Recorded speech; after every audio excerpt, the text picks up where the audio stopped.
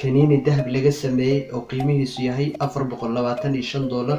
kaniiniga ayaa loo isticmaalaa in lagu daweeyo ilaa iyo dhowr cudur oo ku dhaca caloosha, sida ay sheegeen dhakhaatiirta sameeyey kaniinigan. Ma naqaan hadafka dhabta ah ee loo sameeyey kaniinigan, iyadoo laga heli karo hadda madxaf ku yaala magaalada New York ee dalka Mareykanka. 9 maaskaro ka samaysan dahab oo qiimihiisu yahay $1. waxaa lagu magacaabaa maaskarada boqorada, iyadoo ay suurtagal u ahayn qof waliba inuu helo dalabkiisa. maaskaradan oo ay ka samaysan tahay dahab qaalis ama nadiif ah, baaritaan la sameeyey ayaa lagu sugay in ay leedahay faa'iido badan, sida dib u soo nooleynta unugyada dhintay iyo in ay cusboonaysiiso jirka duqoobay. 8 kaba dahab ka samaysan. kabahan oo qiimahoodu yahay $2,400. waa kaba dumar oo ay samaysay shirkad qaasa oo samaysa kabaha dumarka. 7 naxash ka samaysan dahab oo qiimihiisu yahay $50,000. sanduuqan lagu qaado meydka oo ah mid si casri ah loo hagaajiyey, iyadoo dhexdiisa laga dhigay maro sida xariirta aad u jilicsan.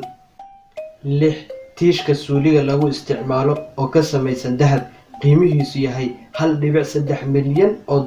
waxaa u istaagay samaynta tiishkani shirkad lagu magacaabo Toilet Paper Man oo ka dhisan dalka Australia, taasi oo ka dhigaysa midka ugu sarreeya ee la isticmaalo.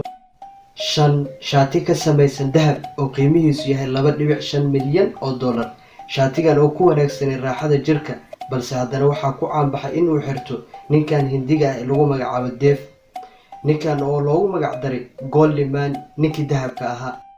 4 suuli dahaba oo qiimaheedu yahay $2.5 milyan. haddii aad booqato waddanka Shiinaha, waxay u badan tahay in aad soo marto Hong Kong si aad u soo aragto suuligan ka samaysan dahabka, waxaana lagu tiriyaa suuliyaasha ugu qaalisan caalamka. 3 geedka Christmaska oo laga sameeyey dahab, qiimihiisu yahay $11 milyan. waa geed ay barakeystaan Kirishtanka iyaga oo dhiga guryaha iyo kaniisadaha. waxaa geedkan lagu sameeyey 2010 magaalada Dubai ee waddanka Imaaraadka Carabta. 2 mobayl ka samaysan dahab, qiimihiisu yahay $15 milyan. waa mobaylka ugu qaalisan caalamka, isagoo laga sameeyey dahab qaalis ah oo nadiif ah.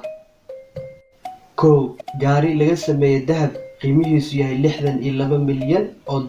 waxaa sameeyey shirkadda Lamborghini ee ku taalla Dubai sanadii 2012, waxaana loo aqoonsan yahay inuu yahay gaariga ugu qaalisan dunida.